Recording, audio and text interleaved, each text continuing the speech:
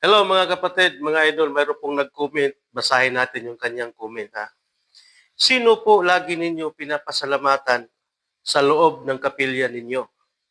Idol, shout out po sa iyong katanungan at sagutin natin ng maayos.